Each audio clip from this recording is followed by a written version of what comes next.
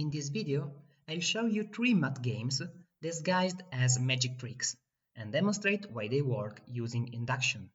If you want more information on the induction method, check out the previous video on the channel. Ready? Let's get started.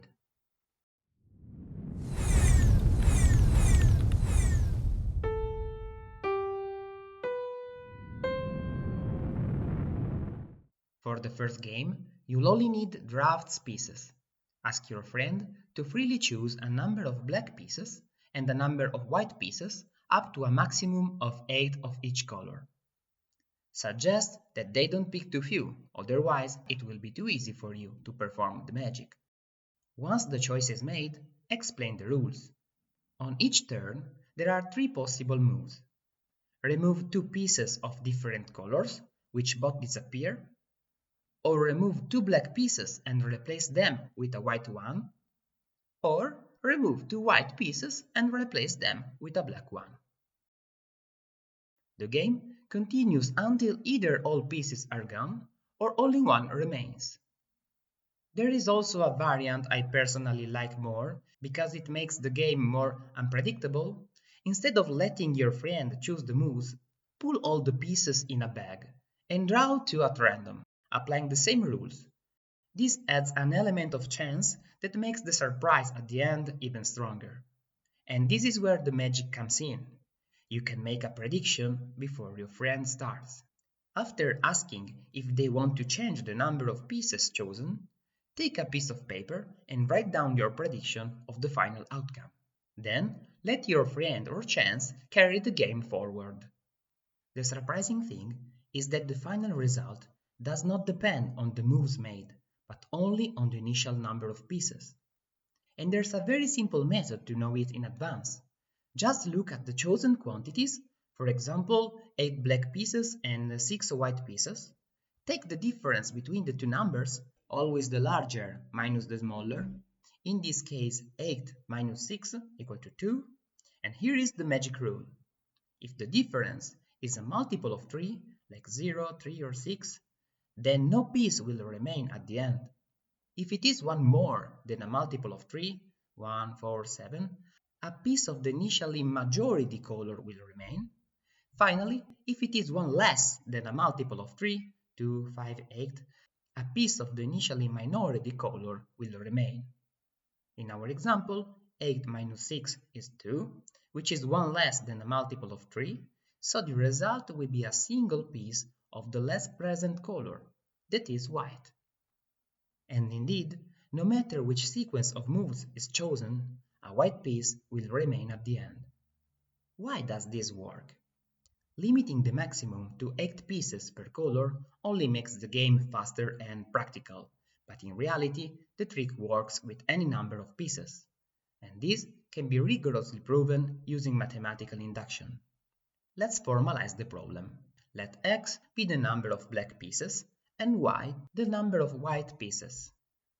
Let n equal to x plus y be the total number of initial pieces. The statement we want to prove, equivalent to the previous rule, is if x minus y is divisible by 3, the game will end with no pieces. If x minus y plus 1 is divisible by 3, a white piece will remain. If x minus y plus 2 is divisible by 3, a black piece will remain. For n equal to 1, it's easy. With a single piece, no moves can be made, and the statement is immediately verified. With n equal to 2 pieces, the game lasts only one move, and again, the statement is easily verified. Now for the induction hypothesis. Suppose the statement is true for any number of pieces from 1 up to n, with n greater or equal to 2.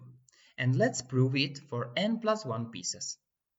So consider x black pieces and y white pieces, with x plus y equal to n plus 1.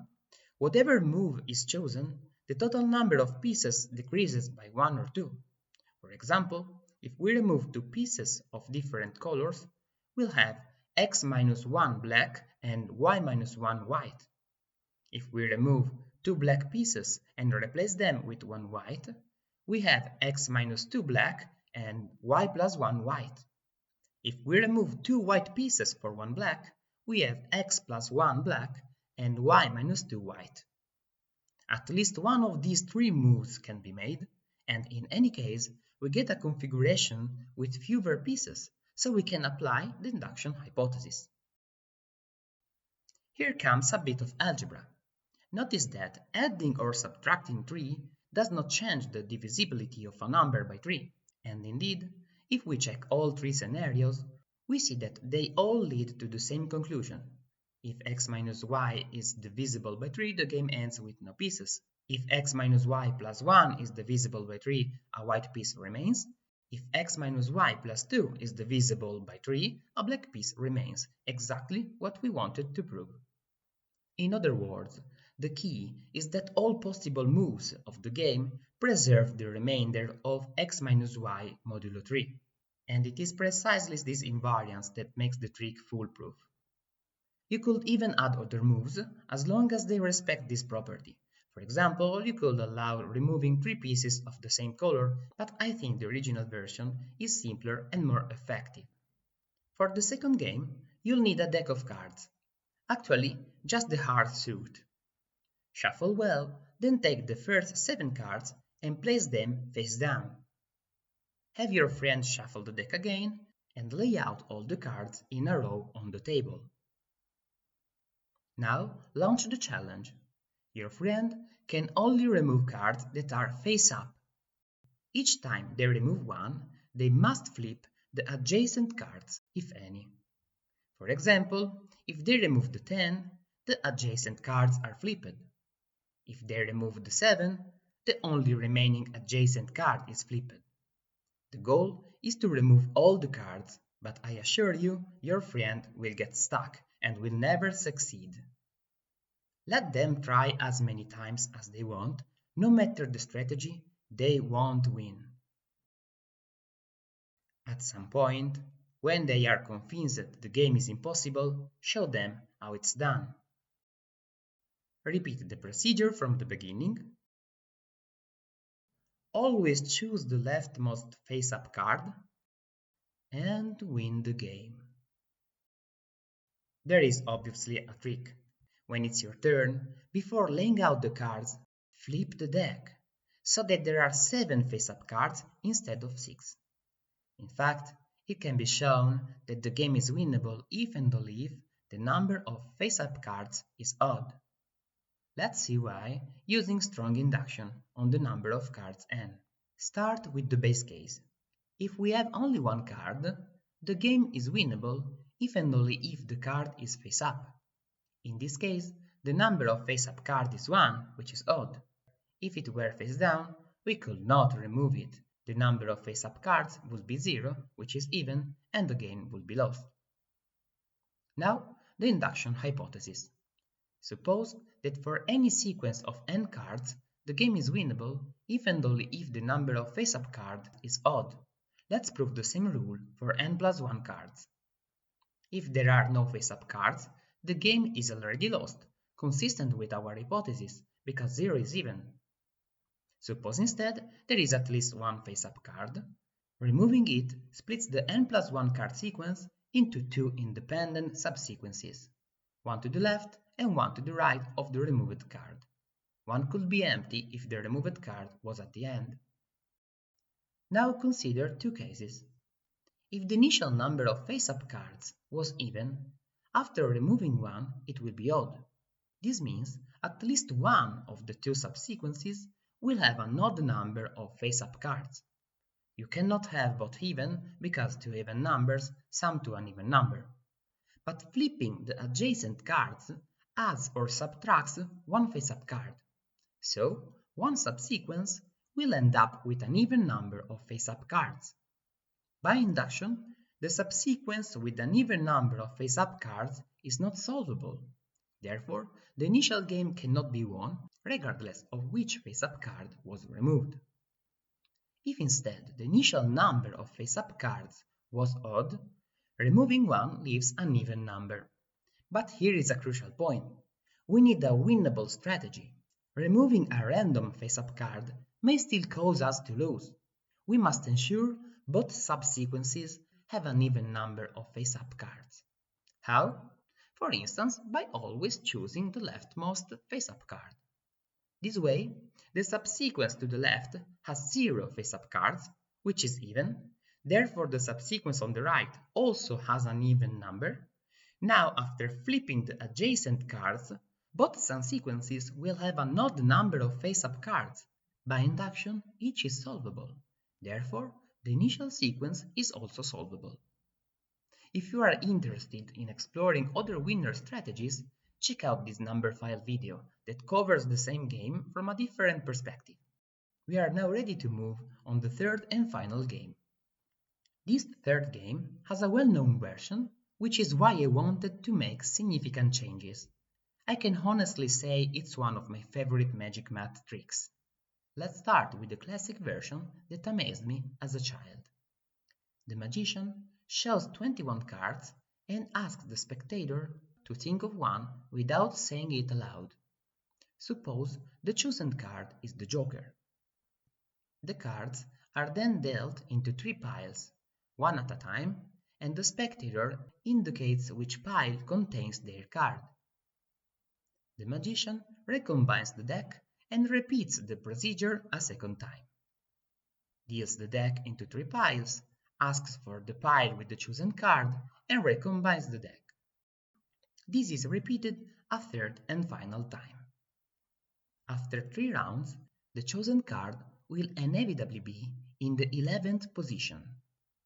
The magician discards 10 cards, turns over the next one, and voila, the spectator's card appears. The secret of this game, which works with up to 27 cards, is that the magician always places the pile indicated by the spectator in the middle of the other 2. In this way, after the first distribution, the card ends up among the central 9. After the second distribution, it's among the central 3. And after the third, it's at the center of its pile. With 21 cards, it ends up 11th, with 10 cards before and after. With 27 cards, it will be the 14th. The version I present now is more refined and mysterious. First, the magician never looks at the cards. They stay face down and are only shown to the spectator. More importantly, when recombining, the magician doesn't place the indicated pile in the middle. No, instead, they always use the same rule. First pile on the top of the second, and these 2 on the top of the third. Always the same, regardless of the spectator's choice.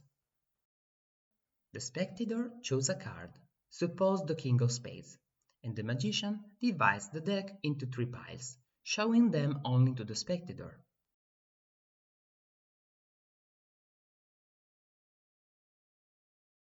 Now the spectator tells his card is in the third pile. Place the first pile on the top of the second, then both on the top of the third. Deal the deck again, 1 card at a time, into 3 piles, showing only to the spectator. The spectator identifies the pile with his King of Spades. If they lose track, they can check the piles, but must not reshuffle, otherwise the magic will fail. Recombine the deck using the same rule and deal again. The spectator identifies the pile a third and final time, and the chosen card won't end up in the center, but there is a formula to determine its position. The magician can quickly calculate it using the 3 numbers corresponding to the pile containing the card in each round. Simply take the first pile number, it was 3. Subtract 3 times the second pile number, in this case 3 times 1, and add 9 times the third pile number, in this case 9 times 2. The general formula is x1 minus 3x2 plus 9x3, where x1, x2, x3 are 1, 2 or 3 according to the pile indicated in the first, second and third round. Using the resulting numbers, we find that the chosen card should be in position 18. Check, and voila, King of Spades. Behind this formula is an interesting mathematical proof. In fact, a more general formula can be proven by induction for a deck of 3 to the power of n cards, expressing the final position P of the card as a function of the spectator's choices. But this proof is quite advanced, so I leave it as a challenge for the more adventurous. I hope you enjoyed these games, and I hope they brighten up some evenings. See you in the next video, and in the meantime, don't panic.